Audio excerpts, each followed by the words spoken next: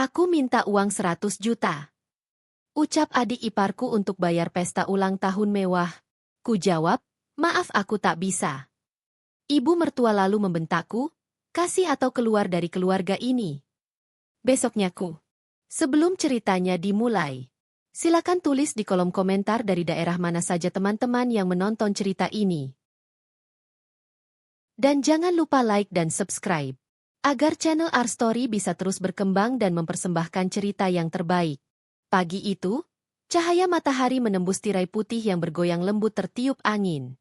Di sebuah rumah 2 lantai dengan taman kecil di depan, terdengar suara burung bersahut-sahutan. Maya, wanita berusia 28 tahun, berdiri di dapur mengenakan daster sederhana berwarna pastel lembut. Wajahnya cantik tapi pucat karena kurang tidur. Namun senyum lembutnya tetap menghiasi bibir setiap kali ia menuang teh hangat ke cangkir suaminya. Aroma nasi goreng buatan Maya menyebar ke seluruh ruangan. Di meja makan, Doni, suaminya, sedang duduk sambil menatap layar ponsel. Ia mengenakan kemeja kerja biru muda, tampak rapi tapi matanya tampak acuh pada sekeliling. Mas, sarapannya sudah siap. Ayo dimakan dulu sebelum berangkat kerja, ucap Maya dengan suara lembut, sambil menaruh piring di hadapannya.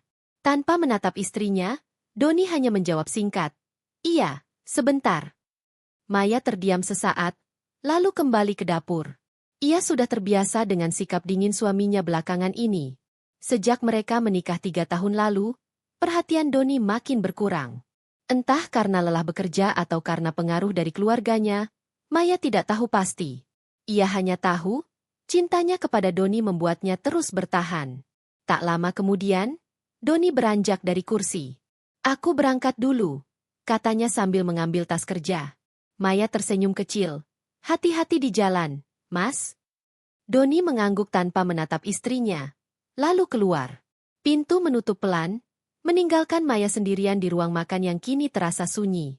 Setelah membereskan piring dan mencuci perlengkapan dapur, Maya duduk di ruang tamu sambil membuka laptop. Wajahnya berubah tenang namun serius. Di layar, terbuka lembar kerja berlogo perusahaan besar tempatnya bekerja. Tak ada yang tahu, bahkan suaminya sendiri, bahwa Maya adalah manajer keuangan di sebuah perusahaan ekspor internasional. Setiap bulan, gajinya mencapai 100 juta rupiah, tapi ia tak pernah membanggakan itu. Semua uang itu ia kelola dengan bijak, untuk menabung, membayar cicilan rumah, dan diam-diam membantu kebutuhan keluarga Doni tanpa pernah mengungkit. Ia tidak ingin membuat Doni merasa kecil hati karena penghasilannya lebih kecil. Sambil mengetik, pikirannya melayang. Selama ini, aku hanya ingin dianggap, bukan karena uangku, tapi karena aku, gumamnya pelan. Menjelang siang, ponsel Maya berdering. Nama di layar membuatnya menghela napas. Ibu Fitri, ibu mertua yang tinggal tak jauh dari rumah mereka. Nada bicaranya terdengar khas, sedikit tinggi dan suka memerintah. Maya, nanti sore datang ke rumah, ya. Ada hal penting yang mau ibu bicarain soal keluarga. Jangan alasan sibuk. Kamu kan di rumah aja. Maya menatap layar beberapa detik sebelum menjawab lembut. Baik, Bu. Nanti saya ke sana. Panggilan berakhir, meninggalkan perasaan canggung di dada Maya. Ia tahu, setiap pembicaraan penting dari ibu mertuanya selalu berujung pada tuntutan. Entah soal uang, acara keluarga, atau adik iparnya, Henny, yang manja dan suka meminta bantuan. Sore harinya, Maya tiba di rumah besar milik mertua. Rumah itu megah, dengan pilar putih tinggi dan taman bunga yang dirawat rapi. Dari luar, keluarga Doni tampak seperti keluarga terpandang dan harmonis. Namun bagi Maya, rumah itu adalah tempat di mana ia sering merasa kecil. Begitu masuk, Fitri langsung menyambutnya dengan senyum yang dipaksakan. Wah, akhirnya datang juga. Ibu pikir kamu sibuk banget sampai lupa keluarga suami. Sindirnya halus. Maya menunduk sopan.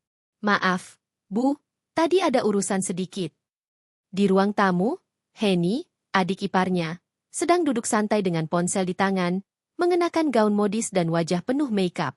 Oh, Mbak Maya, ucapnya setengah malas. Kukira Mbak nggak bakal datang. Aku lagi cari-cari ide pesta ulang tahun nih. Tahun ini pengin beda. Harus super mewah. Fitri tertawa kecil sambil melirik Maya. Iya, Anak ibu satu ini maunya memang yang spesial. Namanya juga sekali setahun. Lagi pula, keluarga kita kan harus tampil pantas di depan orang-orang. Maya hanya tersenyum kecil, mencoba menahan diri untuk tidak menanggapi komentar yang mulai terasa menusuk. Sore itu berlalu dengan obrolan ringan namun penuh sindiran halus. Fitri membanggakan anak bungsunya yang katanya punya banyak teman elit. Sementara Maya hanya mendengarkan, seolah keberadaannya tak begitu berarti. Malamnya, di perjalanan pulang, Maya memandangi lampu-lampu kota dari jendela mobil. Ia menghela napas panjang. Doni menatap ke depan tanpa bicara. Suasana hening, hanya terdengar suara mesin mobil dan detak jarum jam digital di dashboard. Maya akhirnya membuka suara. "Mas, ibu tadi bilang mau ada pembicaraan penting, tapi aku belum sempat dengar semua." Ibu sepertinya ingin membicarakan soal ulang tahun Henny. Doni hanya menjawab pendek. "Iya, nanti aja, Maya. Jangan dibahas sekarang." Maya menatap suaminya dari samping. Tatapan yang dingin dan acuh itu membuat dadanya terasa sesak. Ia menggenggam tangannya sendiri, mencoba menahan air mata. Dalam hatinya, Maya bertanya-tanya, apakah aku masih dihargai di rumah ini? Atau aku hanya sekadar pelengkap dalam keluarga mereka? Setibanya di rumah, Maya menyalakan lampu ruang tamu. Ia menatap sekeliling. Dinding yang ia cat sendiri, meja yang ia beli dari hasil kerja keras, semua terlihat hangat namun hampa. Ia duduk di sofa, membuka laptop kembali, dan menatap angka-angka di layar. Sebuah dunia yang ia kuasai, tapi tak seorang pun menghargai. Di balik kesederhanaannya, Maya menyimpan rahasia besar. Dialah tulang punggung sesungguhnya dari rumah itu. Namun, dunia tidak tahu. Bahkan suaminya pun tidak. Dan malam itu, Maya belum menyadari bahwa kehidupannya yang tampak sempurna di luar, sebentar lagi akan runtuh karena satu permintaan yang tak masuk akal. Hari berganti, dan suasana di rumah Maya masih sama. Tenang di luar, tapi penuh gelombang di dalam hati. Pagi itu, ia menatap suaminya yang sedang bersiap ke kantor. Doni tampak tergesa-gesa, mengenakan kemeja abu-abu yang sudah agak kusut. Ia memeriksa dompetnya, lalu berkata tanpa menatap istrinya. "Mei, nanti ibu minta kita datang ke rumah sore ini, ya?"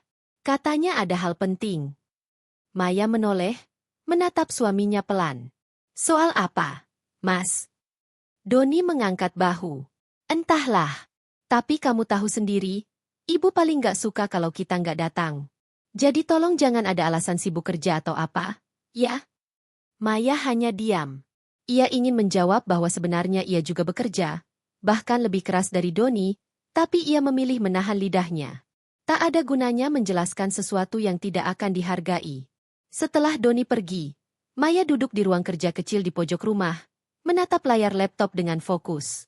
Namun pikirannya berulang kali teralihkan oleh kalimat Doni tadi pagi. Hal penting. Kata itu terngiang-ngiang di kepalanya. Sore hari, seperti yang dijanjikan, Maya dan Doni tiba di rumah besar milik ibu mertua. Begitu masuk, suasana terasa lebih ramai dari biasanya. Di ruang tamu, sudah ada Henny yang mengenakan gaun elegan, duduk bersila di sofa sambil memegang tablet. Ia terlihat antusias, sementara Fitri duduk di sampingnya dengan wajah sumringah. "Oh, kalian datang juga," seru Fitri sambil menatap anaknya dan menantunya. "Ayo duduk, ada hal penting yang mau ibu bahas." Maya duduk pelan, menatap mereka dengan sopan. Fitri menegakkan punggungnya, lalu berkata dengan suara penuh semangat, "Henny bentar lagi ulang tahun yang ke-25. Dan ibu pikir, acara kali ini harus beda. Kita nggak boleh kalah sama keluarga Bu Ratna yang waktu itu bikin pesta di Hotel Bintang 5. Maya tersenyum tipis. "Wah, ulang tahun Henny pasti akan meriah. Ya, Bu." Henny langsung menimpali dengan nada manja. "Iya dong, Mbak. Aku udah kepikiran konsepnya. Tema Royal Glamour. Aku mau undang semua teman-teman kampus, teman kerja, bahkan relasi bisnis papa dulu." Fitri menepuk bahu Henny dengan bangga. Anak ibu ini memang pantas dapat pesta besar. Sekali seumur hidup, kan? Maya mengangguk pelan. "Tapi, kalau boleh tahu, Bu, untuk acara sebesar itu kira-kira butuh biaya berapa?" Fitri tersenyum samar. "Nah, itu yang mau ibu bicarain." Ia menatap Doni sejenak, lalu beralih ke Maya. "Ibu pikir, Kalian berdua bisa bantu. Namanya juga keluarga. Saling dukung. Lagi pula, rumah kalian sekarang udah lunas, kan? Jadi nggak ada salahnya bantu adikmu sedikit. Doni terlihat canggung. Ibu, pesta sebesar itu pasti mahal. Kita kan masih nabung buat kendaraan baru. Henny memotong cepat. Ah, Mas, masa sih pesta buat adik sendiri aja nggak bisa bantu? Aku kan nggak minta tiap tahun. Cuma kali ini aja. Fitri menghela napas panjang dan berkata dengan nada lembut tapi menusuk. Maya, kamu kan di rumah aja. Ibu yakin kamu bisa ngatur keuangan keluarga dengan baik. Masa bantu adik ipar sendiri aja nggak bisa? Maya tersenyum sopan, berusaha menenangkan suasana. Saya paham, Bu. Tapi mungkin sebaiknya kita pikirkan baik-baik dulu. Jangan sampai pesta jadi beban. Ucapan itu membuat Fitri menatapnya tajam. Hening sejenak terasa berat di antara mereka. Henny menghela napas keras, menatap Maya dari ujung mata. Mbak, aku tuh nggak ngerti kenapa Mbak selalu banyak pertimbangan. Aku cuma pengin sekali aja ngerasain pesta besar. Aku pengin buktiin ke teman-temanku kalau aku juga bisa kayak mereka. Maya menatap wajah Henny. Ada nada iri dan haus pengakuan di sana. Ia mengerti, tapi juga tahu pesta bukan solusi untuk harga diri. Namun sebelum sempat ia bicara lagi, Fitri sudah menimpali dengan nada setengah menyalahkan. Kadang ibu heran, Maya, kamu tuh kelihatan tenang dan hemat, tapi kok ya kayaknya pelit banget. Doni aja nggak pernah sepelit itu. Maya menunduk pelan. Maaf, Bu. Bukan maksud saya pelit. Saya hanya berpikir realistis. Ulang tahun bisa dirayakan dengan cara yang sederhana tapi bermakna.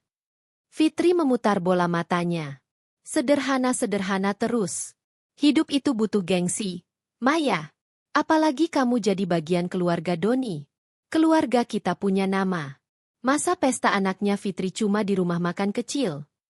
Henny tertawa kecil. Iya, Bu. Aku juga nggak mau tamu-tamu bilang aku pelit. Maya terdiam, menatap lantai, menahan getaran di dadanya. Ia tahu kalau bicara lagi, suasana hanya akan semakin panas.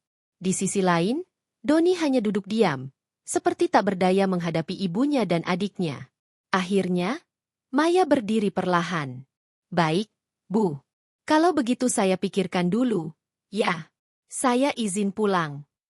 Fitri menatapnya datar. Iya, pulanglah. Tapi ingat, keluarga ini selalu saling bantu. Jangan egois, Maya.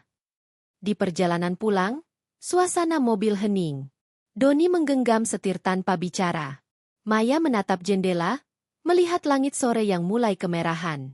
Mas, katanya lirih, kalau ibu dan Henny minta bantuan sebesar itu, apa Mas setuju? Doni menatapnya sekilas. Mereka kan keluarga. Mei, aku nggak enak kalau nolak. Lagi pula, uang tabungan kita masih ada, kan? Maya menatapnya dalam diam. Uang tabungan mereka sebenarnya hasil kerja keras Maya selama ini, bukan dari Doni. Tapi ia tak tega mengatakannya. Mas, ucapnya perlahan, pesta bukan segalanya. Aku cuma takut kalau nanti malah jadi beban. Doni menghela napas, seolah malas berdebat. Kamu tuh terlalu perhitungan. Mei, sekali-sekali bantu keluarga nggak apa-apa. Maya tersenyum getir. Bantu keluarga itu nggak masalah, Mas. Tapi kalau dimanfaatkan terus-menerus, itu beda. Doni terdiam. Hening kembali menguasai mobil. Hanya suara radio pelan yang terdengar. Dalam hati, Maya tahu, badai akan segera datang.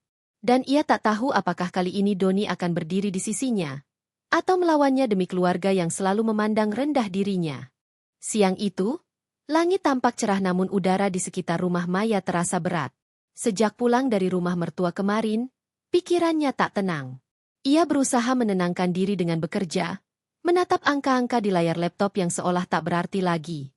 Namun setiap kali mencoba fokus, suara Fitri dan Henny terus terngiang di kepalanya. Kalimat yang menyindir, menekan, dan membuat hatinya sesak.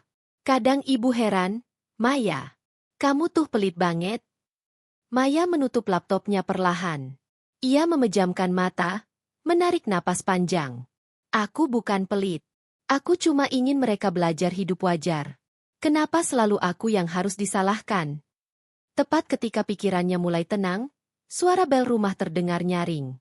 Maya berjalan ke pintu dan membukanya. Di sana berdiri Henny, dengan wajah cerah dan senyum lebar seperti tidak ada apa-apa yang terjadi. "Oh, Mbak Maya, aku boleh masuk, kan?" Tanyanya ceria sambil langsung melangkah masuk tanpa menunggu jawaban. Maya hanya mengangguk pelan. "Iya, Henny. Ada perlu apa?" Henny duduk di sofa ruang tamu, menaruh tas kecil bermerek di sampingnya. Ia menatap sekeliling rumah dengan ekspresi menilai. "Mbak, rumahmu rapi banget, ya. Tapi kok sepi? Mas Doni mana?" "Doni masih di kantor." "Ada urusan apa, Henny?" Tanya Maya tenang sambil duduk di seberang. Henny menatapnya, senyumnya perlahan berubah menjadi ekspresi serius. Atau tepatnya, ekspresi seseorang yang sedang menahan maksud tertentu. "Mbak, aku tuh datang baik-baik, ya. Aku cuma mau ngomong sesuatu. Soal pesta ulang tahunku." Maya diam, menunggu. Henny melanjutkan dengan nada manja namun terdengar seperti perintah. "Aku udah fix, Mbak. Mau bikin acara di Hotel Grand La Vella. Temanya Royal Glamour Night. Dan aku udah pesan dekorator, band, sama MC terkenal. Pokoknya semua harus sempurna." Maya menatapnya lembut. "Wah, itu pasti acara besar sekali. Tapi bukannya biayanya juga besar, Henny?" "Ya iya dong, Mbak," jawabnya cepat. "Makanya aku kesini. Aku mau minta tolong, aku butuh dana buat nutup kekurangannya." Maya mengerutkan kening. "Dana berapa, Henny?" Henny tersenyum lebar, seperti yakin bahwa permintaannya akan dikabulkan tanpa masalah. 100 juta. Ruangan itu mendadak hening. Maya mengira ia salah dengar. 100 juta? Ulangnya pelan. "Iya," jawab Henny ringan, seperti sedang meminta uang jajan. "Aku butuh itu buat bayar sewa ballroom, dekorasi, dan baju pesta. Cuma itu kok, Mbak. Aku janji nanti aku ganti kalau sudah dapat bonus kerja. Lagi pula, Mas Doni kan pasti setuju, kan? Kan kalian berdua tabungannya banyak." Maya menatap wajah Henny, menimbang kata-kata sebelum menjawab. "Henny, permintaanmu itu besar sekali. Uang sebanyak itu bukan jumlah kecil. Kamu yakin pesta ulang tahun harus semewah itu?" Henny mendengus pelan. "Mbak, masa sih ulang tahun ke-25 cuma dirayain sederhana? Aku tuh pengin nunjukin ke teman-temanku kalau keluarga kita bukan keluarga biasa. Aku pengin mereka lihat kalau aku bisa. Aku juga nggak minta tiap tahun, cuma kali ini aja." Nada suaranya terdengar seperti anak kecil yang memaksa membeli mainan mahal. Maya mencoba tetap lembut. "Aku mengerti, Henny. Tapi aku nggak bisa bantu sebesar itu. Maaf, aku benar-benar tidak bisa." Senyum di wajah Henny langsung hilang. Ia menatap Maya dengan pandangan tak percaya. "Apa? Mbak nggak bisa bantu? 100 juta aja, Mbak. Buat Mbak pasti kecil, kan?" Maya terdiam. Ia tahu Henny tidak tahu apa-apa tentang kehidupannya. Tidak tahu bahwa Maya mampu, bahkan lebih dari itu. Tapi bukan berarti ia mau menghambur-hamburkan uang untuk hal sia-sia. Dengan suara tenang namun tegas, Maya berkata, "Henny, bukan soal mampu atau tidak, tapi soal pantas atau tidak. Uang sebanyak itu lebih baik dipakai untuk hal penting. Bukan pesta yang cuma berlangsung semalam." Henny mengerutkan alis, nadanya mulai meninggi. "Mbak ngomong gitu karena pelit, kan? Dari dulu Mbak emang kelihatan hemat banget. Tapi masa bantu keluarga sendiri aja susah." "Henny," Maya berusaha menahan diri, "aku bukan tidak mau membantu, tapi jumlah itu terlalu besar.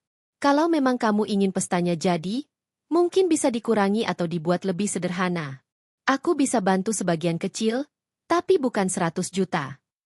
Namun kalimat itu malah membuat Henny tertawa sinis. "Sebagian kecil? Mbak kira aku minta sedekah?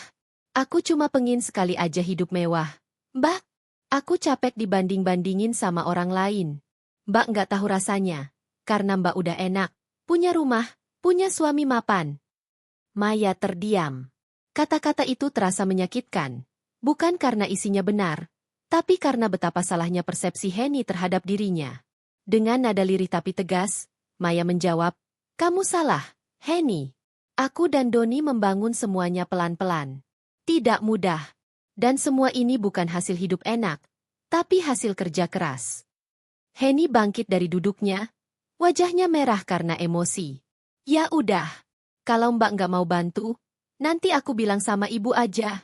Biar ibu yang ngomong ke Mas Doni. Aku tahu kok siapa yang lebih bisa nurut di keluarga ini. Tanpa menunggu balasan, Henny meraih tasnya dan melangkah cepat menuju pintu. Sebelum keluar, ia sempat menoleh dengan mata menyipit. Mbak pikir, dengan nolak bantu aku, Mbak bisa hidup tenang di keluarga ini? Kita lihat nanti. Pintu tertutup keras, meninggalkan Maya sendirian di ruang tamu yang kini terasa semakin dingin. Maya terdiam lama. Ia menatap foto pernikahannya dengan Doni di dinding. Keduanya tersenyum bahagia di hari itu, tanpa tahu bahwa perjalanan rumah tangga bukan sekadar tentang cinta, tapi tentang pertarungan hati dan harga diri. Air mata Maya menetes tanpa ia sadari. Aku sudah sabar selama ini. Tapi kenapa mereka terus memaksaku? Apa salahku kalau aku ingin hidup wajar dan tidak diatur? Malam itu, ia duduk lama di ruang tamu, menatap kosong ke arah jendela. Ia tahu, setelah ini, badai pasti datang, karena Henny tidak akan diam. Dan jika ibu mertuanya ikut campur, maka yang dipertaruhkan bukan hanya harga diri, tapi juga rumah tangganya. Pagi itu, suasana rumah besar keluarga Doni tampak seperti biasanya. Tenang di luar, namun tegang di dalam. Maya duduk di ruang makan dengan wajah lesu. Ia tidak banyak bicara sejak malam sebelumnya. Sejak perdebatan dengan Henny tentang uang 100 juta untuk pesta ulang tahun mewah yang tak masuk akal itu. Doni duduk di hadapannya, menatap layar ponsel tanpa memperhatikan istrinya. Wajahnya tampak datar, tetapi Maya tahu, di balik diam itu ada kegelisahan. Doni tidak pernah bisa menentang ibunya, apalagi jika sudah menyangkut adik bungsunya, Henny. Tak lama kemudian, suara langkah kaki berat terdengar dari arah tangga. Ibu mertua, Fitri, muncul dengan ekspresi keras di wajahnya. Ia mengenakan daster batik namun riasannya tetap rapi. Tanda bahwa meski hanya di rumah, ia tetap ingin tampak berwibawa. Maya! Panggilnya keras. Maya terkejut, menoleh cepat. Iya, Bu, jawabnya pelan. Fitri mendekat, menatapnya dengan pandangan yang tajam, menusuk. Aku dengar kamu menolak membantu Henny kemarin malam. Apa benar begitu? Maya menarik napas perlahan. Iya, Bu.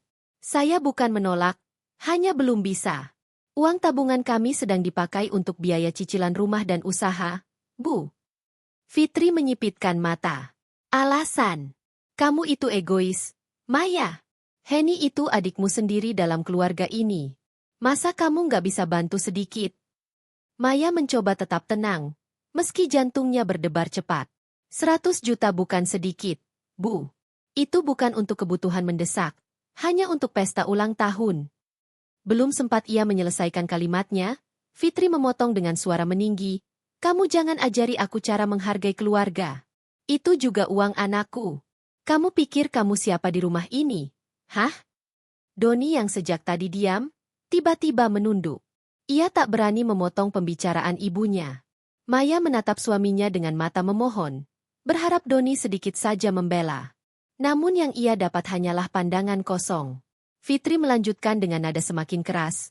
Kalau kamu nggak mau bantu, nggak usah tinggal di sini. Aku nggak mau punya menantu yang pelit dan nggak tahu diri. Selama ini kamu hidup enak karena anakku. Ucapan itu seperti pisau yang menusuk dada Maya. Bibirnya bergetar, tetapi ia tetap berusaha menahan air mata. Saya tidak pernah bergantung, Bu. Saya juga kerja. Saya juga berusaha untuk keluarga ini, jawabnya lirih. Namun Fitri hanya menatapnya sinis. Kerja apa? Gaji kamu itu nggak seberapa dibanding anakku. Jangan sombong. Maya terdiam. Ia tahu percuma berdebat. Ia hanya menunduk dalam diam, mencoba menguatkan diri. Tapi di dalam dadanya, ada bara kecil yang mulai tumbuh. Bara yang berasal dari rasa sakit dan harga diri yang diinjak. Henny turun dari lantai atas sambil memainkan ponselnya. Udah, Bu, nggak usah dibesar-besarin. Emang dasar Kak Maya aja pelit. Lagian pesta aku penting kok. Banyak tamu penting yang datang nanti. Fitri menatap Maya dengan pandangan yang semakin menusuk. Dengar itu. Anak seusia Heni aja tahu menghargai orang. Tapi kamu hanya memikirkan dirimu sendiri. Kalau kamu nggak bisa jadi bagian dari keluarga ini, lebih baik kamu pergi. Maya mengangkat wajahnya perlahan, menatap Fitri dengan mata yang mulai berkaca-kaca. Baik, Bu. Kalau itu keinginan Ibu. Suara itu pelan, tapi tegas. Ruangan tiba-tiba sunyi. Doni menoleh, terkejut. Maya, jangan ngomong gitu dulu. Namun Maya sudah berdiri. Ia berjalan menuju kamar dengan langkah tenang namun berat. Doni bangkit, hendak menyusul, tapi Fitri menahan tangannya. Biarkan. Biar dia tahu siapa yang berkuasa di rumah ini. Maya masuk ke kamar dan menutup pintu perlahan. Begitu pintu tertutup, tangisnya pecah. Ia menutup mulutnya dengan tangan agar suara isakannya tak terdengar keluar.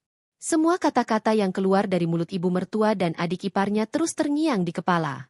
Uang anakku. Pelit. Kalau nggak suka, keluar dari rumah ini. Ia menatap koper di pojok kamar. Lama sekali. Dan di sanalah keputusan besar mulai terbentuk di hatinya. Sore harinya, Maya keluar dari kamar dengan wajah datar. Ia hanya membawa satu koper kecil dan tas kerja. Fitri sedang duduk di ruang tamu, menonton televisi sambil tersenyum puas. Loh, kamu mau kemana? Tanya Fitri dengan nada mengejek. Maya tersenyum kecil. Saya pamit, Bu. Mungkin Ibu benar.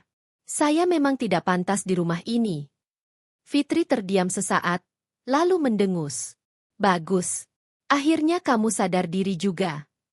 Heni tertawa kecil di samping ibunya, menatap Maya dengan tatapan penuh ejekan. Selamat jalan, Kak. Jangan lupa kirim amplop ya nanti kalau aku ulang tahun, katanya sambil tertawa. Maya tidak menjawab. Ia hanya menatap mereka sebentar, lalu berjalan keluar dengan langkah mantap. Doni muncul dari arah dapur dengan wajah panik. Maya, tunggu. Kamu mau kemana? Namun Maya hanya menatapnya dengan mata sendu. Kamu nggak perlu khawatir, Don. Aku cuma nurut sama kata ibumu. Ia kemudian berbalik dan melangkah keluar rumah tanpa menoleh lagi.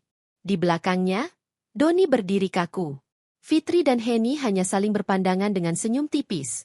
Belum tahu bahwa kepergian Maya hari itu akan menjadi awal dari penyesalan terbesar dalam hidup mereka. Dan malam itu, rumah besar itu kembali sunyi. Tapi kali ini, sunyinya bukan karena damai, melainkan karena kehilangan sesuatu yang berharga yang baru mereka sadari setelah terlambat. Pagi itu, rumah besar keluarga Doni terasa janggal. Biasanya Maya sudah sibuk di dapur, menyiapkan sarapan dan menata meja makan dengan rapi. Tapi hari ini, aroma kopi tak tercium, piring-piring masih tersusun di rak, dan meja makan tampak kosong. Fitri berjalan keluar dari kamarnya dengan wajah setengah mengantuk, lalu menatap sekeliling ruang tamu. Ia mendengus pelan. Si Maya kemana lagi ini? Dasar nggak tahu diri, baru disindir sedikit langsung ngambek. Gumamnya sinis. Heni yang baru turun dari tangga dengan piyama sutra menatap ibunya sambil menguap. Biarin aja, Bu. Paling bentar juga balik. Orang kayak dia nggak bisa hidup tanpa Kak Doni. Namun Doni yang duduk di sofa sejak subuh hanya diam. Wajahnya murung, matanya sembab. Ia tidak tidur semalaman. Setelah Maya pergi semalam, ia mencoba menghubungi istrinya berkali-kali, tapi nomor teleponnya tidak aktif. Semua pesan tidak terbaca. Ia bahkan sempat pergi ke tempat kerja Maya, tapi satpam mengatakan Maya sudah mengajukan cuti tanpa batas waktu. Don, panggil Fitri dengan nada sedikit kesal. Kamu udah hubungi dia belum? Doni mengangguk lemah. Udah, Bu. Nomornya nggak aktif. Rumah orang tuanya juga kosong. Aku udah kesana tadi pagi. Fitri menatapnya tak percaya. Masa sih? Apa jangan-jangan dia sengaja ngilang? Heni mendengus. Ya iyalah, Bu. Drama banget sih dia. Cuma disuruh bantu pesta aja langsung kabur. Nggak penting. Doni menatap adiknya tajam. Hen, kamu itu bicara jangan seenaknya. Maya bukan orang seperti itu. Heni tertawa kecil, menutupi rasa tak pedulinya dengan sikap manja. Ih, Kak Doni bela-belain dia terus sih. Padahal jelas-jelas dia yang bikin suasana rumah nggak enak. Fitri ikut menyahut. Udahlah, Don. Kalau dia mau pergi, biarin aja. Nanti juga balik lagi. Pasti nggak punya tempat lain buat tinggal. Kamu jangan repot-repot nyari. Namun Doni menggeleng perlahan. Aku kenal Maya, Bu. Kalau dia udah bilang pergi, berarti dia benar-benar serius. Fitri menatap anaknya tak percaya. Kamu ini kok jadi lemah sih? Masa sama istri sendiri kalah? Kamu kan kepala rumah tangga. Doni menarik napas dalam-dalam, menatap kosong ke depan. Kepala rumah tangga bukan berarti aku boleh buta hati, Bu. Mungkin selama ini aku terlalu diam. Ucapan itu membuat Fitri terdiam sejenak, tapi hanya sesaat. Jangan berlebihan, Don. Perempuan kayak Maya gampang dibentuk, tinggal kamu tegas aja. Namun Doni tahu, ada sesuatu yang berbeda kali ini. Ia ingat bagaimana Maya menatapnya malam sebelum pergi. Mata itu bukan milik seorang wanita yang sedang ngambek, melainkan seseorang yang sudah benar-benar terluka. Siang harinya, sebuah panggilan masuk ke ponsel Doni. Nomor asing. Ia segera mengangkatnya. Halo. Selamat siang, Pak Doni. Kami dari pihak bank. Kami ingin mengonfirmasi, apakah benar Ibu Maya akan menutup rekening perusahaan cabang Jakarta atas nama dirinya pribadi? Doni terkejut. Rekening perusahaan? Maksudnya? Petugas di ujung sana menjelaskan dengan sopan. Ya, Pak. Ibu Maya terdaftar sebagai pemegang saham sekaligus Direktur Keuangan Utama dari PT Garuda Prime Group. Beliau sudah mengajukan penutupan beberapa rekening bisnis atas namanya. Doni terdiam, napasnya tertahan. Maya, Direktur Keuangan. Petugas itu melanjutkan, benar, Pak. Kami hanya perlu memastikan tidak ada masalah administratif. Setelah panggilan itu berakhir, Doni duduk kaku. Tangannya gemetar. Ia baru sadar, selama ini ia tidak pernah benar-benar tahu kehidupan profesional istrinya. Ia hanya tahu Maya bekerja di perusahaan besar, tapi tidak pernah menyangka bahwa posisi Maya begitu tinggi. Direktur keuangan dengan gaji besar, tanggung jawab besar, dan kemampuan luar biasa. Bu, ucapnya pelan sambil menatap ibunya yang masih sibuk menonton TV. Bu, Maya itu ternyata bukan pegawai biasa. Fitri menoleh setengah malas. Maksudmu? Maya itu direktur keuangan perusahaan besar. PT Garuda Prime Group, salah satu perusahaan nasional yang punya banyak cabang. Fitri menatapnya tak percaya. Kamu bercanda, Don? Nggak mungkin. Perempuan kayak dia? Dia kan cuma istri kamu, bukan pengusaha. Doni menggeleng cepat. Aku nggak bohong, Bu. Bank baru aja telepon. Maya yang kelola rekening perusahaan. Selama ini aku pikir dia cuma kerja kantoran biasa. Wajah Fitri perlahan berubah. Ia menatap Doni dengan mata membulat. Jadi, selama ini gaji besar di keluarga ini. Dari Maya, potong Doni dengan suara bergetar. Dia yang selalu bayar listrik, cicilan, asuransi, dan tabungan masa depan. Aku baru sadar, kartu kredit yang kupakai pun semuanya atas nama Maya. Henny yang sedari tadi mendengar percakapan itu menatap mereka berdua dengan wajah kaget. Tunggu, jadi uang pesta yang aku minta kemarin. Kalau Maya mau, dia bisa kasih lebih dari 100 juta. Ujar Doni pelan. Suaranya bergetar menahan penyesalan. Tapi dia milih diam. Karena dia tahu kita nggak akan ngerti. Fitri menelan ludah, tubuhnya mulai gemetar. Ia teringat kata-katanya sendiri kemarin. Kasih uang itu, atau keluar dari keluarga ini. Itu juga uang anakku. Ternyata selama ini, justru Maya yang menopang mereka. Malamnya, rumah terasa lebih sunyi dari biasanya. Fitri duduk di ruang tamu tanpa suara, memandangi foto keluarga yang terpajang di dinding. Dalam foto itu, Maya tersenyum hangat di samping Doni, tampak sederhana namun elegan. Air mata menetes tanpa sadar. Ia teringat bagaimana selama ini memperlakukan menantunya. Seperti pembantu, seperti orang luar.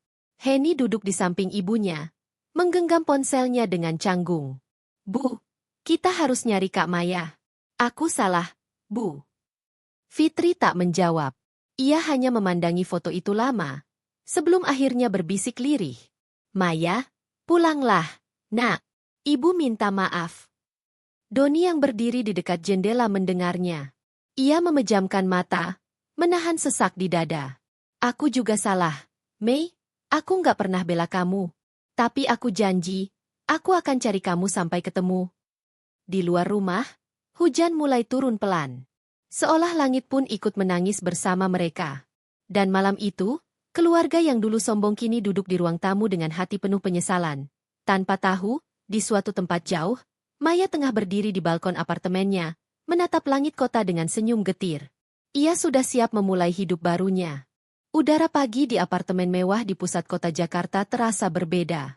Matahari menembus tirai putih, menyoroti sosok Maya yang berdiri di balkon dengan secangkir kopi hangat di tangan. Angin lembut berhembus, meniup rambutnya yang terurai. Di balik wajahnya yang tenang, ada luka yang belum sepenuhnya sembuh, tapi juga ada kekuatan baru yang mulai tumbuh. Sudah 2 minggu sejak ia meninggalkan rumah mertuanya. 2 minggu penuh perubahan. 2 minggu di mana ia akhirnya bisa bernapas tanpa tekanan, tanpa bentakan, tanpa pandangan merendahkan dari Fitri dan Henny. Maya menghela napas panjang. Ia menatap jalanan kota di bawah sana. Ramai, sibuk, penuh kehidupan. Inilah dunia yang dulu selalu ingin aku kejar, pikirnya. Bukan rumah penuh ego dan keserakahan itu. Di meja ruang tamu, laptop terbuka menampilkan deretan angka dan grafik. Maya baru saja menyelesaikan laporan bulanan untuk perusahaan yang ia kelola. PT Garuda Prime Group, salah satu perusahaan keuangan terbesar di Indonesia. Tak banyak yang tahu, Maya bukan sekadar karyawan.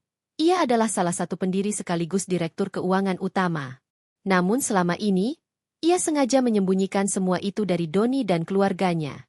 Ia ingin dicintai sebagai Maya yang sederhana, bukan Maya yang bergelimang uang. Tapi kenyataannya, justru kesederhanaannya dianggap kelemahan. Ponselnya bergetar di meja. Pesan masuk dari sekretaris pribadinya, Arif. Arif, Bu Maya, semua berkas kontrak dengan investor Jepang sudah ditandatangani. Apakah Ibu ingin menghadiri rapat langsung minggu depan? Maya, ya, saya akan datang. Siapkan dokumen pribadi saya juga. Setelah membalas pesan itu, Maya menatap pantulan dirinya di kaca jendela. Ia tampak anggun dengan blus putih dan celana panjang elegan. Wajahnya jauh berbeda dari beberapa minggu lalu. Tak lagi pucat dan lemah, tapi berwibawa, berani, dan matang. Namun di balik tatapan kuat itu, Maya masih menyimpan luka. Ia teringat malam ketika ibu mertuanya membentaknya, ketika Doni hanya diam, dan ketika Henny menertawainya. Semua itu masih membekas seperti duri di hati.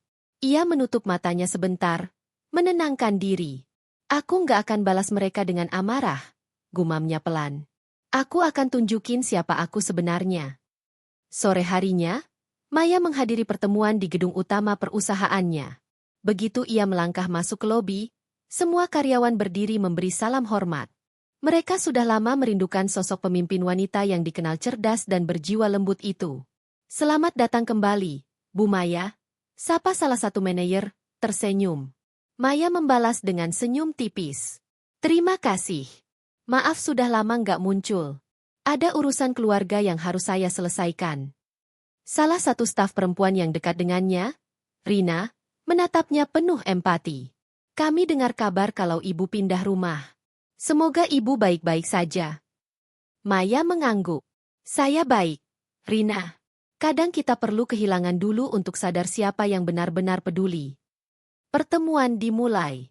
Maya duduk di ruang rapat dengan tenang, membahas rencana ekspansi bisnis ke luar negeri. Cara bicaranya lugas, pandangannya tajam. Semua direktur pria yang dulu meremehkannya kini menatap dengan kagum. Setelah rapat selesai, Maya berjalan keluar dan berdiri di koridor kaca tinggi yang menghadap ke langit kota. Ia tersenyum kecil. Aku sudah kembali. Tapi bukan sebagai istri yang disia-siakan, melainkan sebagai diriku sendiri. Malamnya, Maya duduk di ruang apartemen sambil membuka album digital di ponselnya. Foto pernikahannya dengan Doni muncul di layar. Mereka tampak bahagia waktu itu, tapi Maya tahu, kebahagiaan itu hanya sementara. Doni, bisiknya lirih. Andai kamu tahu, yang kamu abaikan bukan hanya istrimu, tapi juga orang yang selama ini menopang hidupmu. Air mata menetes, tapi kali ini bukan karena lemah. melainkan karena kelegaan. Ia menutup foto itu, lalu menatap langit malam dari jendela. Lampu kota berkelap-kelip, seolah mengiringi tekad barunya. Besok, ia akan menghadiri acara gala dinner besar yang diadakan oleh Asosiasi Pengusaha Nasional. Sebuah acara mewah yang juga dihadiri oleh nama-nama besar, termasuk salah satunya, PT Doni Utama Karya, perusahaan kecil yang dipimpin oleh Doni sendiri. Maya menarik napas panjang. Jadi akhirnya takdir mempertemukan kita lagi, ya? Katanya pelan, menatap jauh keluar. Namun kali ini, pertemuan itu akan berbeda. Bukan lagi Maya yang diam dan dianggap remeh. Ia akan muncul sebagai sosok yang tak pernah Doni dan keluarganya duga. Dan malam itu, Maya menyiapkan gaun terbaiknya. Bukan untuk membuktikan kekayaan, tapi untuk menegakkan harga dirinya. Ia berdiri di depan cermin, mengenakan gaun hitam elegan dengan potongan sederhana namun berkelas. Matanya berkilat dalam pantulan cermin. Dalam dirinya, ada kekuatan baru yang tak bisa lagi dipadamkan. Besok, ucapnya pelan, mereka akan tahu siapa yang sebenarnya mereka hina. Lampu kristal menggantung megah di langit-langit ballroom Hotel Bintang 5 itu. Musik lembut dari orkestra mengalun di antara tamu-tamu berpakaian glamor. Malam itu, gala dinner tahunan Asosiasi Pengusaha Nasional diadakan dengan kemewahan luar biasa. Tempat di mana para pebisnis kelas atas berkumpul, berkenalan, dan menunjukkan prestise mereka. Di tengah keramaian itu, Maya melangkah masuk dengan anggun. Ia mengenakan gaun malam berwarna hitam pekat dengan detail perak halus di lehernya, rambutnya disanggul rapi, dan riasan wajahnya lembut namun memancarkan kewibawaan. Semua mata menoleh saat ia berjalan melewati karpet merah menuju meja utama. Senyum kecil terukir di bibirnya, tapi dalam dadanya, ada detak jantung yang berirama cepat. Ia tahu, malam ini ia tidak hanya hadir sebagai tamu kehormatan, tetapi juga akan bertemu masa lalunya. Orang-orang yang pernah mengusirnya tanpa tahu siapa dirinya sebenarnya. Seorang pria paruh baya, ketua asosiasi, menghampirinya dengan ramah. Selamat datang, Ibu Maya. Kami senang sekali akhirnya Ibu bisa hadir. Semua orang menantikan kehadiran Direktur Keuangan PT Garuda Prime Group. Maya tersenyum profesional. Terima kasih, Pak. Senang bisa hadir di sini. Saat ia berjalan menuju meja utama, tatapannya tanpa sengaja tertumbuk pada sosok yang duduk di sudut ruangan. Doni, Fitri, dan Henny. Waktu seolah berhenti sesaat. Fitri mengenakan kebaya hijau zamrud, tampak berusaha menampilkan citra ibu mertua terhormat. Doni duduk di sampingnya dengan jas biru tua, wajahnya tampak lelah. Henny, dengan gaun merah mencolok, sibuk berbicara dengan tamu lain sambil tertawa keras, seolah ingin menunjukkan dirinya sebagai wanita kelas atas. Namun ekspresi mereka berubah seketika ketika melihat Maya. Fitri hampir tersedak minumannya. Itu Maya? Bisiknya pelan, suaranya gemetar. Henny memutar tubuhnya cepat, matanya membulat. Enggak mungkin, kok bisa dia di sini? Doni berdiri perlahan, matanya tak berkedip menatap sosok istrinya. Dalam gaun elegan itu, Maya tampak sangat berbeda dari wanita yang dulu selalu ia abaikan. Ada sesuatu dalam caranya berjalan, wibawa, percaya diri, dan ketenangan yang membuat seluruh ruangan seolah berputar ke arahnya. Salah satu panitia mendekat dan berbicara lewat mikrofon. Hadirin yang terhormat, malam ini kita kedatangan salah satu tokoh penting di dunia bisnis keuangan Indonesia, sosok inspiratif yang selama bertahun-tahun mengembangkan perusahaan hingga menembus pasar internasional. Mari sambut Ibu Maya Pratama, Direktur Keuangan dan salah satu pemilik PT Garuda Prime Group. Tepuk tangan bergemuruh. Fitri menatap Doni dengan mata terbelalak. Pemilik? Henny memegang dadanya, wajahnya pucat. Bu, berarti selama ini, Kak Maya itu. Doni menunduk, wajahnya memanas. Hatinya berdegup keras, bukan hanya karena kaget, tapi juga karena malu, sangat malu. Sementara itu, Maya berjalan menuju panggung dengan langkah anggun. Ia tersenyum tenang, menerima mikrofon dari pembawa acara. Terima kasih atas sambutannya, ucapnya dengan suara lembut namun mantap. Malam ini bukan tentang saya. Ini tentang kerja keras, dedikasi, dan ketulusan yang seringkali tak terlihat, tapi justru menjadi fondasi dari setiap kesuksesan besar. Kata-katanya membuat banyak orang bertepuk tangan lagi. Tapi bagi 3 orang di meja pojok itu, setiap kata terasa seperti cambuk yang memukul hati mereka. Fitri menunduk. Dalam benaknya, kata-kata kasar yang dulu ia lontarkan kembali terputar. Kasih uang itu, atau keluar dari keluarga ini. Itu juga uang anakku. Kini, kalimat itu terasa seperti racun yang menyesakkan dada. Selesai memberikan sambutan, Maya turun dari panggung. Banyak tamu yang ingin menyalaminya, tapi matanya hanya tertuju pada satu arah. Meja tempat Doni, Fitri, dan Henny duduk. Ia berjalan perlahan ke sana. Begitu ia tiba, suasana meja itu berubah kaku. Fitri mencoba tersenyum kaku. Maya, nak, kamu hebat sekali. Ibu nggak nyangka. Maya tersenyum kecil, tapi matanya dingin. Oh, Bu, saya juga nggak nyangka. Dunia sempit sekali ya. Sampai kita bisa ketemu di sini. Henny menunduk. Suaranya pelan. Kak, maaf, aku. Maya menatapnya sejenak, kemudian berkata dengan tenang. Tidak apa-apa, Henny. Saya sudah tidak marah. Saya hanya belajar bahwa tidak semua keluarga itu bisa memahami makna menghargai. Fitri terdiam. Doni menatap Maya dalam diam. Suaranya parau saat akhirnya berbicara. Maya, aku minta maaf. Aku terlalu bodoh. Aku. Namun Maya mengangkat tangannya pelan, menghentikannya. Tidak perlu, Don. Aku sudah memaafkanmu jauh sebelum malam ini. Tapi aku tidak akan pernah kembali pada kehidupan yang membuatku kehilangan diriku sendiri. Suasana di meja itu hening. Fitri menunduk, air mata menetes perlahan. Henny menutup mulutnya, menahan tangis. Maya berdiri tegak. Lalu menambahkan dengan suara tenang tapi tegas, aku hanya datang malam ini untuk mengingatkan kalian. Jangan pernah meremehkan seseorang hanya karena ia terlihat sederhana. Karena bisa jadi, orang itu punya kekuatan yang bahkan kalian tak bisa bayangkan. Setelah itu, ia berbalik dan berjalan meninggalkan mereka. Anggun, berwibawa, dan tak lagi terikat oleh masa lalunya. Semua mata di ruangan itu mengikuti langkahnya. Doni hanya bisa menatap punggung Maya yang menjauh. Menyadari bahwa wanita yang dulu ia biarkan menangis sendirian di rumah, kini berdiri di puncak dunia. Sementara Fitri menggenggam tangan Henny erat, berbisik lirih di tengah air matanya. Kita sudah menghina malaikat, Hen, dan sekarang, kita menanggung akibatnya. Malam itu menjadi malam yang tak terlupakan, bukan hanya bagi keluarga Doni, tetapi bagi Maya sendiri.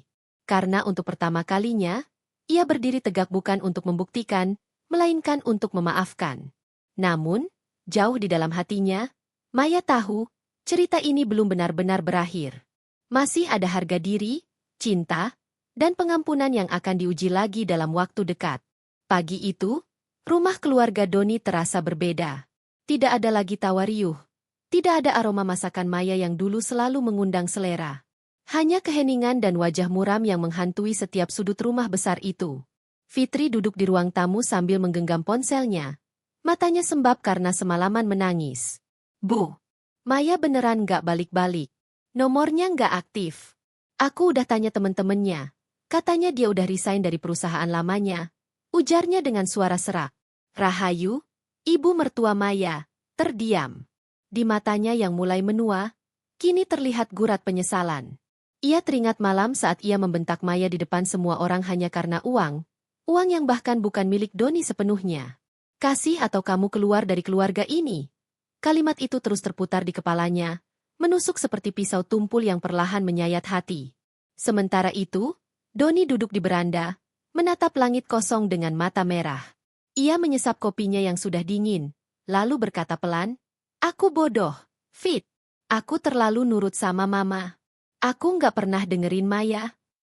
Fitri hanya menunduk. Kak Maya perempuan baik. Selalu sabar, nggak pernah ngelawan meski sering dibentak. Dia cuma pengen dihargai. Doni memejamkan mata, mencoba mengusir rasa bersalah yang menyesakkan dada. Tapi yang muncul malah kenangan. Maya yang tersenyum lembut saat membuat sarapan, Maya yang memeluknya saat ia pulang kerja, Maya yang selalu bilang, nggak apa-apa, meski jelas hatinya terluka. Beberapa minggu berlalu. Rahayu mulai jatuh sakit karena stres dan merasa bersalah. Fitri pun kehilangan semangat. Pesta ulang tahunnya yang dulu ingin dibuat megah kini tak berarti apa-apa. Semua terasa hampa tanpa Maya. Suatu sore, kabar mengejutkan datang. Doni tengah menonton televisi ketika pandangannya terpaku pada layar. Sebuah acara berita menampilkan liputan tentang CEO muda wanita sukses yang baru saja menandatangani kerjasama dengan perusahaan internasional. Dan di layar itu, terlihat jelas wajah yang tak asing baginya. Doni spontan berdiri. Itu Maya? Gumamnya tidak percaya. Rahayu yang mendengar dari ruang makan ikut menatap layar, tubuhnya seketika gemetar. Maya tampak anggun dengan setelan jas putih, senyum profesional, dan sorot mata tenang penuh percaya diri. Reporter menyebutkan, beliau adalah Maya Larasati, pendiri sekaligus direktur utama PT Mahkota Global Group, perusahaan konsultan keuangan yang saat ini memiliki lebih dari 200 karyawan dengan gaji tertinggi mencapai 100 juta rupiah per bulan. Fitri menutup mulutnya, air matanya langsung mengalir. Jadi, selama ini, Kak Maya itu orang penting. Doni terjatuh di sofa, wajahnya pucat. Semua rasa malu, sesal, dan hancur campur menjadi satu. Ia memukul meja dengan tangan gemetar. Aku kehilangan dia, bukan cuma sebagai istri, tapi sebagai orang yang paling tulus mencintaiku. Rahayu hanya bisa menangis. Ia menatap foto keluarga lama yang tergantung di dinding. Foto di mana Maya berdiri di tengah, tersenyum lebar di antara mereka. Ya Tuhan, ucapnya lirih. Aku sudah mengusir malaikat dari rumah ini. Sejak hari itu, rumah Doni berubah seperti rumah tanpa nyawa. Rahayu lebih banyak berdoa dan meminta ampun setiap malam. Fitri menyesali sikap manja dan egoisnya. Sementara Doni mulai kehilangan fokus dalam bekerja, dihantui oleh penyesalan yang tak berkesudahan. Namun, satu hal yang mereka semua sadari. Maya tidak pernah benar-benar pergi. Bayangannya tetap tinggal, menjadi pengingat betapa bodohnya mereka yang pernah menukar kasih sayang dengan keserakahan. Doni akhirnya bertekad mencari Maya. Ia ingin menemuinya, meski tahu mungkin sudah terlambat. Tapi ia harus meminta maaf. Harus menebus semua luka yang telah ia dan keluarganya perbuat. Malam itu, ia berdiri di depan jendela, menatap bintang yang berkelip di langit. Maafkan aku, Maya, bisiknya lirih. Suaranya nyaris hilang tertiup angin. Ia tak tahu, di tempat lain, di balkon apartemen tinggi, Maya juga sedang menatap langit yang sama. Wajahnya tenang, tapi matanya menyimpan luka lama yang belum sembuh sepenuhnya. Hidup telah mengajarkannya banyak hal, bahwa cinta tanpa penghargaan hanyalah beban, dan kesabaran pun ada batasnya. Namun jauh di lubuk hatinya, Maya masih berharap, suatu hari nanti, mungkin takdir akan mempertemukan mereka kembali. Hari itu, langit Jakarta tampak cerah, kontras dengan suasana hati Doni yang gundah. Sudah berbulan-bulan sejak ia tahu siapa sebenarnya Maya, namun keberanian untuk menemuinya baru muncul hari ini. Setelah menimbang lama, akhirnya ia memberanikan diri datang ke acara Business Leader Summit, tempat Maya dijadwalkan menjadi pembicara utama. Ia mengenakan jas abu-abu sederhana, bukan lagi pria percaya diri seperti dulu. Wajahnya tampak lebih tua, matanya cekung, dan langkahnya berat. Namun di dalam dadanya, ada harapan kecil, harapan untuk bisa meminta maaf secara langsung. Di aula besar Hotel Bintang 5 itu, ratusan orang berpakaian elegan memenuhi ruangan. Sorotan lampu menerangi panggung megah tempat Maya berdiri anggun dengan mikrofon di tangan. Gaun formal putih gading yang ia kenakan memancarkan wibawa dan ketenangan. Suaranya lembut tapi tegas. Kesuksesan bukan hanya soal uang, tapi tentang menghargai setiap orang yang berjuang bersama kita. Kata-kata itu seolah menampar Doni keras-keras. Ia menunduk, menahan air mata yang hampir jatuh. Suara Maya yang dulu menenangkannya kini terdengar seperti jarak yang tak mungkin dijangkau lagi. Setelah acara selesai, Maya berjalan ke arah belakang panggung ditemani dua stafnya. Ia tampak sibuk, berbicara dengan beberapa investor asing. Doni berdiri di lorong, tangannya gemetar memegang undangan. Maya, panggilnya pelan, hampir berbisik. Maya menghentikan langkahnya. Tubuhnya menegang sejenak, lalu perlahan menoleh. Tatapan itu, tatapan yang dulu penuh cinta, kini berubah dingin, tenang, dan berjarak. Doni, katanya singkat, suaranya datar. Doni menelan ludah, mencoba menahan emosi yang membuncah. Aku cuma mau ngomong sebentar. Tolong, dengarkan aku. Maya menatapnya sejenak, lalu menghela napas. Baik. 5 menit. Ia berjalan ke arah balkon hotel yang sepi, tempat angin sore bertiup lembut.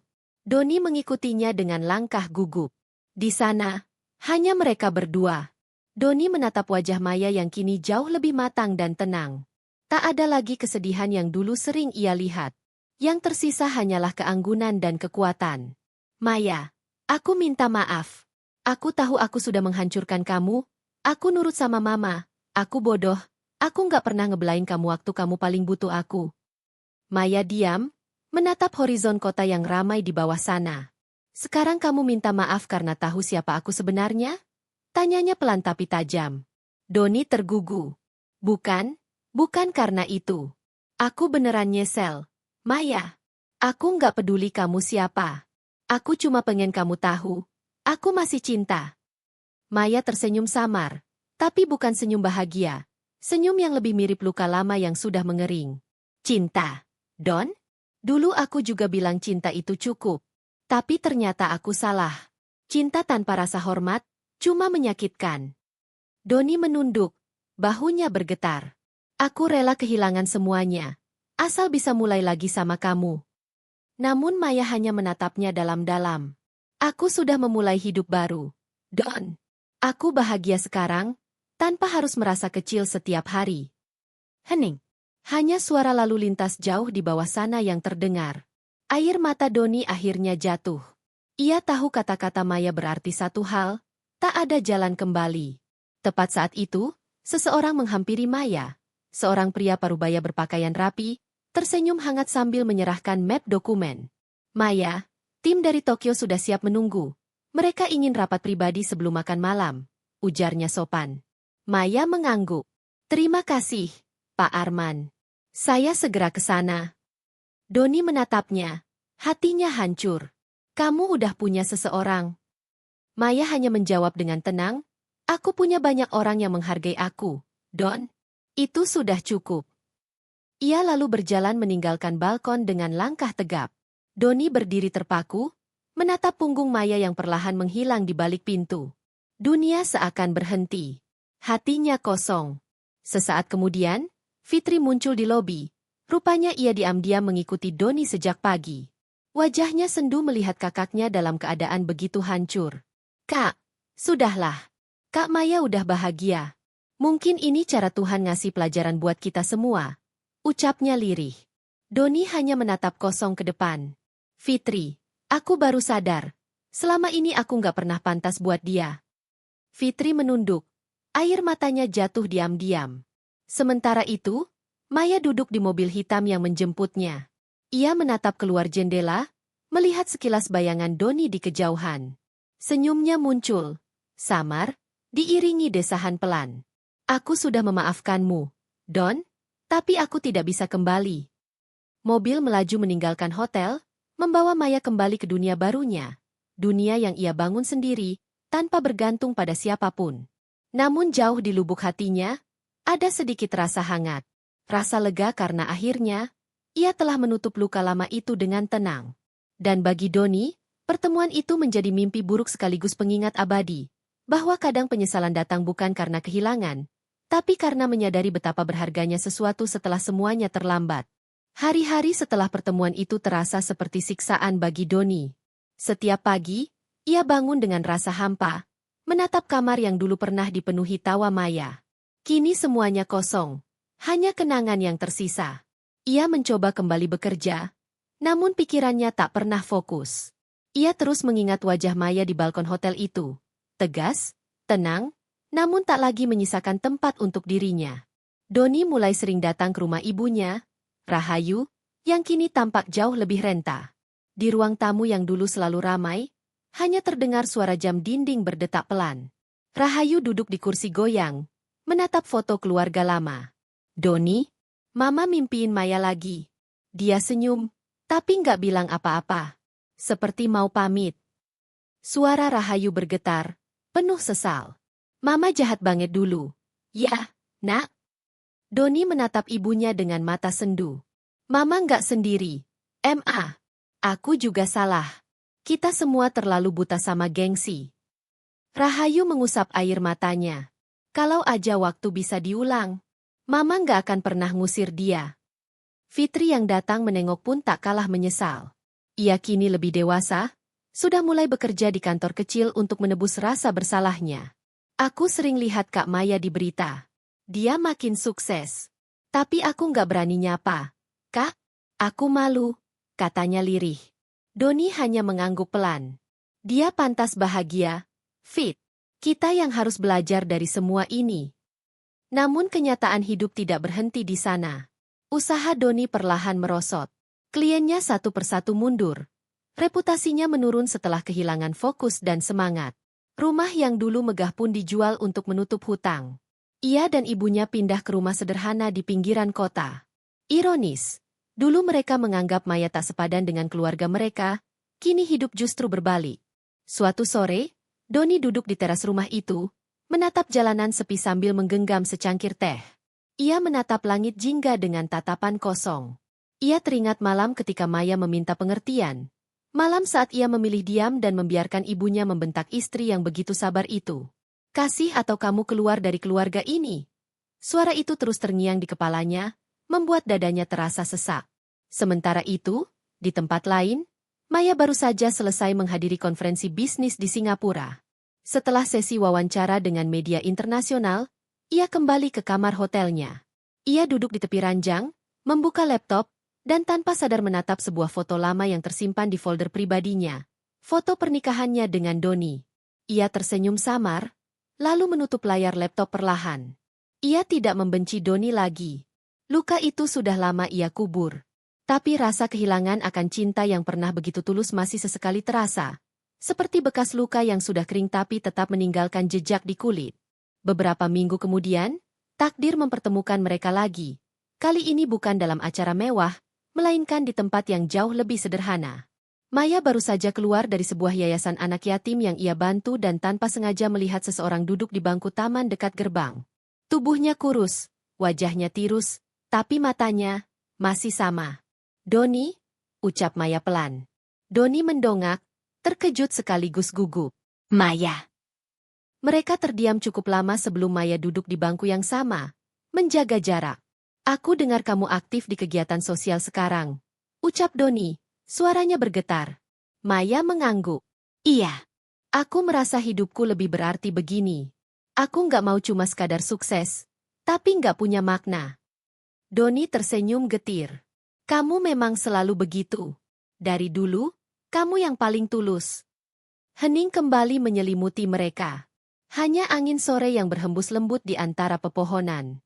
Akhirnya Doni berkata, Maya, aku tahu semua ini udah terlambat. Tapi biarlah aku bilang satu hal terakhir. Terima kasih. Karena dulu kamu pernah mencintai aku. Maya menatapnya. Matanya berkaca-kaca tapi tenang. Dan terima kasih juga, Don, karena dulu kamu pernah jadi rumahku. Walau akhirnya aku harus membangun rumahku sendiri. Ia berdiri, lalu menambahkan, kita nggak bisa kembali ke masa lalu. Tapi aku doakan kamu bisa menemukan damai yang kamu cari. Doni hanya bisa menatap punggung Maya yang berjalan pergi, kali ini dengan langkah yang mantap, seperti seseorang yang sudah sepenuhnya bebas dari masa lalu. Ketika sosok itu hilang di kejauhan, Doni menunduk, menahan air mata yang menetes. Ia sadar, inilah harga dari sebuah penyesalan.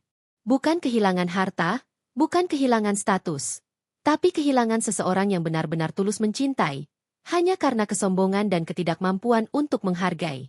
Sejak hari itu, Doni mulai memperbaiki hidupnya sedikit demi sedikit. Ia mulai bekerja lagi, bukan demi harta, tapi untuk menebus kesalahan.